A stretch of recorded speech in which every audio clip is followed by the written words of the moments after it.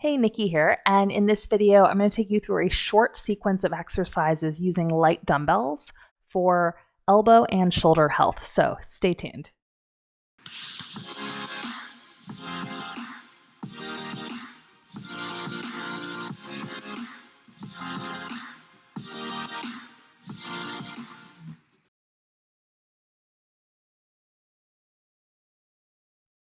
Okay, let's get into it. So what you're going to want for this particular round of exercises is a set of small dumbbells. Mine are 2 pounds, but depending on your level of strength and how many reps you do, you might be able to get away with or even need for some of the exercises heavier dumbbells, so 3, 4, 5. If you're really strong on those bicep curls, even up to like 8 pounds. But form matters more than the amount of weight you use for this, so just keep that in mind. And then you don't need the yoga block, but I am going to sneak in a few different little core engagement tricks with this that are kind of fun. So the block is helpful should you have one on hand. But if you don't, you can still do these exercises. You just need your dumbbells. So you're going to come into a tall kneeling position. You can also do this standing. And if you have a block, you're going to place it between your thighs for a little bit of midline or inner thigh and core engagement. Hold on to your dumbbells. Let your palms face forward. Roll your shoulders up, back, and let them relax. And just think about standing or kneeling really tall. And then from here, you're going to squeeze the dumbbells up, really squeeze through the pinky side of your hand, not the thumb side as much, though the thumb is gripping. Spin your palms to face down. That's the hard part. And then lower down. And then again, you're going to spin your palms forward, bend your elbows up, spin your palms to face down and lower down. Let me show you what this looks like from a side view. So taking it up, I'm trying not to swing my elbows backwards or forwards. They're just staying, not squeezing by my sides, but connected by my sides, in line with my torso.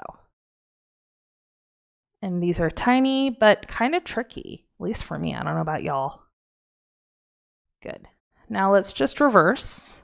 So you could do anywhere from 3 to 5 of these. We're going for 4 today on each way. Pulling up, palms facing down. Let your palms face up. Lowering down, I'm trying to really spin from my forearm, not my upper shoulder. Palms face up. Thought those weights were going to be light, but psych. One more time. Take it up. Ooh. And then take it down. So that's really good if you have kind of like ouchy elbows sometimes. That can really help with some of the elbow discomfort that we get. So from here, we're going to do some work for the back of the arm and the back of the shoulder. So a little bit of stability. Okay, so moving into some work for the tricep and the back of the shoulder. So for this, what you're going to want is one of your weights, and then if you have the yoga block, grab that guy.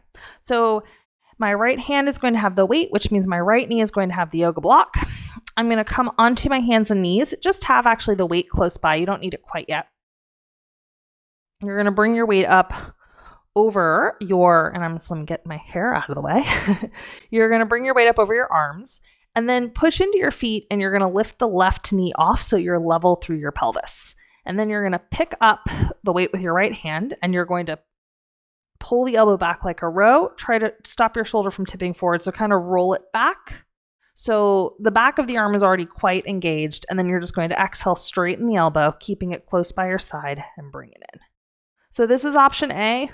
Between the hips being lifted and square, I don't know about you, I am getting a ton of core with this in addition to arms. But if you feel good, you can reach that opposite leg, bird dog style, or we'll see how good I am today. You can lift your toes as well.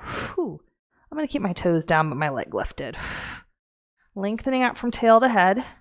You should feel the back of that arm, especially if you really squeeze through that pinky side and straighten that elbow.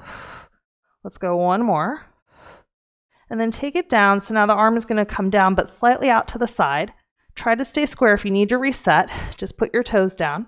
Take the block away if you need a little less challenge. And now you're going to lift the arm straight up to the side, feel the back of the shoulder, and touch down. Now, option always is body weight only. You don't have to use that little weight. I don't know about you. I'm starting to break a sweat. You can always do more, but I'm going to make this my last one. Take it down and let that all go. Not the easiest, huh? Okay, what we do on one side, we must do on the other. For the sake of visuals, I'm just going to turn around. You obviously don't have to. And let's just do that all over again. So that was the right side we just annihilated, kindly. Now let's say hello to our left side. So left knee is on the block if you have it. Have the weight close by. And then come on to your hands and knees. Hands underneath shoulders, knees underneath hips. Push into your feet, level off your pelvis. And then grab the weight, pull your elbow back, check that your shoulder's not rolling into your ear, kind of roll it back so your chest is open. First thing you're gonna do is just kick the arm back and bring it in. Now, of course, if you feel ambitious, straighten that leg behind you. If you feel very strong, maybe lift your toes. Those are your 3 choices. I'm gonna go for the middle of the road one today. No shame though in keeping the leg down. Yes. Elbow is close to the body, chest is open, shoulder is out of the ear. Let's go one more. Okay, lower the arm down, take it slightly off to the side, take a moment to square off. Maybe that means that you put your toes down and then lift the arm straight up and touch it down. We'll go for about 5 of these. Remember, the option is to not use the weight. 3. Check your shoulders not in your ear. You're not jamming it down, it's just kind of floating. 4.